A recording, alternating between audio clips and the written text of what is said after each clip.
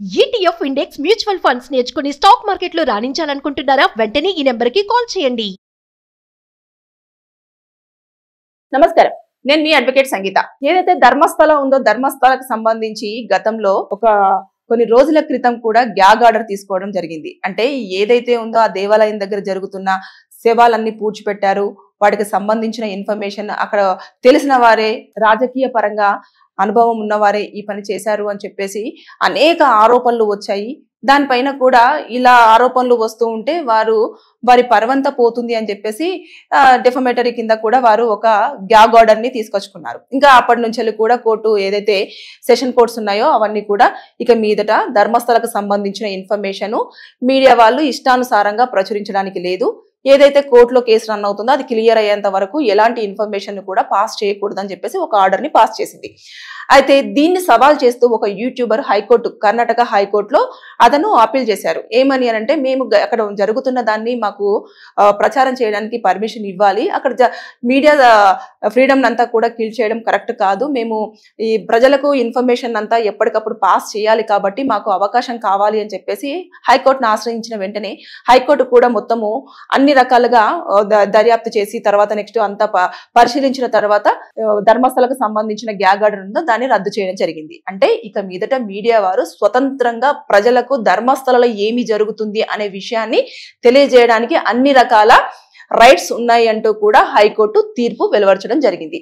అది వెలువరిచింది కాబట్టి ఇక మీదట ధర్మస్థలలో అక్కడ జరిగిందే కాకుండా అక్కడ చుట్టుపక్కల వాళ్ళ ఉన్న విషయాలు ఏవైతే ఉన్నాయో అవన్నీ కూడా చాలా క్లియర్ గా మెన్షన్ చేయడానికి అన్ని ఎలిజిబిలిటీస్ ఉన్నాయి. అంతేకాకుండా ఇక్కడ మనం చూస్తూ ఉన్నాం కదా, ఏదైతే అక్కడ జరుగుతుందో ఇప్పుడు గతంలో పనిచేసిన మాజీ శానిటరీ వర్కర్ ఎవరైతే ఉన్నారో అతను రావడము, అక్కడ శవాలన్నీ కూడా నేనే స్వయంగా కొన్ని వందల కొద్ది శవాలను కూడా పాతి పెట్టడం జరిగింది. అందరూ కూడా మహిళలే, వారందరూ కూడా చాలా నగ్నంగా తీసుకురావడము, అలాగే చాలా దీనమైన స్థితిలో కూడా రావడం జరిగింది. వారి ఒంటి మీద కూడా అనేక గాయాలు, ఘాట్లు ఇవన్నీ కూడా ఉండడం జరిగింది అని చెప్పేసి ఇలా పలు ఆరోపణలతోటి ఒక కంప్లైంట్ అనేది ఇవ్వడం జరిగింది. దాని నేపథ్యంలోనే చాలా మీడియా వాళ్ళు కూడా ఇంకా అంటే ఉన్నది కాకుండా కొంచెం ఎక్స్ట్రాగా రాయడం వల్ల వారు కూడా కోర్టును అప్రోచ్ అవ్వడం జరిగింది. అక్కడ ఉన్న మంజునాథ స్వామి 800 సంవత్సరాల చరిత్ర కలిగిన మంజునాథ స్వామి ఆలయం కాబట్టి దాని రెప్యుటేషన్ అంతా వెళ్తుంది. అంతేకాకుండా దాని ధర్మకర్తలు ఎవరైతే ఉన్నారో వారి మీద కూడా లేనిపోని ఆరోపణలన్నీ వస్తున్నాయి కాబట్టి దాన్ని అలా చేయకూడదు అని చెప్పేసి అన్న ఉద్దేశంతో అప్పుడు సెషన్ కోర్టు కూడా ఇవన్నీ పరిశీలించిన తర్వాత గ్యాగ్ ఆర్డర్ ఇష్యూ చేశారు. ఇష్యూ చేసినప్పుడు ఇంకా మీడియా వాళ్ళందరూ కూడా దాని మీద చాలా ఆచితూచి చాలా ఇన్ఫర్మేటివ్ గా ఉంటేనే, అక్కడ ఇన్ఫర్మేషన్ ఉంటేనే దాన్ని ప్రచారం అనేది కొన్ని మీడియా వాళ్ళు మాత్రమే చేయడం జరిగింది. అంటే ఫుల్ ఫ్లెడ్జ్డ్ గా ఇన్ఫర్మేషన్ కరెక్ట్, అది 100కి 100% కరెక్ట్ అన్న ఇన్ఫర్మేషన్ పాస్ చేశారు. కానీ ఇక మీదట ఖచ్చితంగా మనము అక్కడ మీడియా వాళ్ళము జనాలకు చెప్పాల్సిన బాధ్యత మన మీద ఆధారపడి ఉంది. వారి గొంతును కానివ్వండి, వారి కళాన్ని కానివ్వండి మీరు ఆపడానికి లేదు అని చెప్పేసి హైకోర్టు చాలా క్లియర్ గా మెన్షన్ చేయడం జరిగింది. కాకపోతే అందులో ఒక పాయింట్ ఏమని మెన్షన్ చేశారు అని అంటే, ఇష్టానుసారంగా అంటే ఉన్నది ఉన్నట్టుగానే చూపించండి కానీ లేని దాన్ని మాత్రం కల్పితంగా చూపించొద్దు అనేది ఒకటే పాయింట్ చెప్పడం జరిగింది. అయితే తవ్వకాలు అతను ఏదైతే రాసిచ్చారో ఇక్కడ స్పాట్స్ అని చెప్పేసి ఆయన కొన్ని స్పాట్స్ ని కూడా నేత్రావతి నది ఒడ్డున కానివ్వండి, తర్వాత ఒక గ్రామంకి వెళ్తున్న హైవే మీద కానివ్వండి, అలాగే ధర్మస్థలకు సంబంధించిన హైవే మీద కానివ్వండి పాయింట్స్ అన్నింటినీ కూడా అతను గుర్తించడం జరిగింది. అంటే కొన్ని అక్కడ ఎన్ని సంవత్సరాలు, దాదాపుగా ఒక 19-20 సంవత్సరాల గ్యాప్ కాబట్టి ఆయనకు ఎక్కడైతే కరెక్ట్ గా అంటే కొన్ని గుర్తులు పెట్టుకున్నాడు అతను. అంటే నేను ఇక్కడ పాతి పెడుతున్నాను, దాని పక్కన ఒక రాయి ఉంది, ఆ రాయి ఇలా ఉంది, లేదంటే పక్కన చెట్లు ఉన్నాయి, చెట్లు ఇలా ఉన్నాయి అని చెప్పేసి ఏవైతే కొన్ని బండ గుర్తులు పెట్టుకున్నారో అక్కడికి మాత్రం అవి వెంటనే ఇమీడియట్ గా గుర్తుపెట్టడం, తర్వాత అక్కడ ఇది ఇక్కడ ఉంటుంది అని చెప్పేసి అలా తవ్వకాలు 1 రోజు 2 రోజులు అలా తవ్వుకుంటూ వెళ్తుంటే దాదాపుగా ఒక 6 స్పాట్లలో కూడా ఎంత తవ్వినా కూడా ఎలాంటి ఎముకలు కానివ్వండి, ఎలాంటి ఆనవాళ్ళు కూడా కనిపించలేదు. ఏదైతే 7-8 స్పాట్స్ ఉన్నాయో అక్కడ మాత్రము ఏదైతే అతను చూపించిన 7వ నెంబర్ స్పాట్ లో మాత్రం 2 మన కపాలాలు దొరకడం జరిగింది. అంటే 2 పుర్రెలు దొరికాయి. దొరికిన తర్వాత అవి కూడా మహిళలకు సంబంధించినవి అని చెప్పేసి వాళ్ళైతే ప్రాథమికంగా నిర్ధారించారు అధికారులు. అయితే అక్కడ ఏవైతే 30 ఎముకల దాకా దొరికాయి, తర్వాత అవన్నీ కూడా కలెక్ట్ చేశారు. చేసిన తర్వాత 8వ నెంబర్ దగ్గర కూడా అస్థికలు దొరికాయి. అంటే వాటిని అన్నింటిని కూడా గ్యాదర్ చేసేసి ఫోరెన్సిక్ ల్యాబ్ కి అయితే పంపించడం చేస్తున్నారు. అవన్నీ పునఃపరిశీలించిన తర్వాత ఇంకా ఇవన్నీ ఒకేసారిగా టెస్టులు చేస్తారా, లేకపోతే ఎప్పటికప్పుడు DNA టెస్టులు చేసేసి అవి ఎవరికి సంబంధించినవి, ఎలా జరిగింది, అక్కడ అసలు నిజంగానే అంటే మనం ఎప్పుడైనా సరే ఒక గాయానికి గట్టిగా తగిలింది అంటే ఎముకల మీద కూడా దాని మార్క్స్ అనేవి ఉండడం జరుగుతుంది, అది లోతుగా ఉంటే. లేదు ఒకవేళ కాళ్ళు కానివ్వండి, చేతులు కానివ్వండి, ఏమన్నా మన బాడీలో పార్ట్స్ అనేవి విరిచేయడం జరిగితే ఎముకలు కూడా విరిగిపోతూ ఉంటాయి. దాన్ని ఆ ఫోరెన్సిక్ వాళ్ళు మాత్రమే ఐడెంటిఫై చేయగలరు. అంటే ఈ బాడీ ఎలా దానికి హార్మ్ చేశారు, దేని వల్ల చనిపోయారు అనేది వారికి ఎన్ని సంవత్సరాలైనా సరే ఆ DNA టెస్టులు చేసినప్పుడు ఖచ్చితంగా వారు ఫోరెన్సిక్ ల్యాబొరేటరీకి సంబంధించిన వాళ్ళు వారికి ఉన్న వేలల్లో కూడా క్యాలిక్యులేషన్ చేసి అన్ని చేసి వాటిని మనకు తెలియజేయడం జరుగుతూ ఉంటుంది. అయితే ఇప్పుడు వరకు అయితే తవ్వకాలు ఇంకా కంటిన్యూ అవుతూనే ఉన్నాయి. అయితే ఇవన్నీ కూడా అక్కడ ఊరు వాళ్ళు కూడా చెప్తూ ఉన్నారు. కొంతమంది చూస్తూ ఉంటే వారి వాదన ఏమని వినిపిస్తున్నారంటే ఇవన్నీ కామన్ గా జరుగుతూనే ఉంటాయి, మీరు వందల శవాలు అంటున్నారు కానీ ఒక్కొక్కరు రాత్రి పూట కొంతమంది ఇంట్లో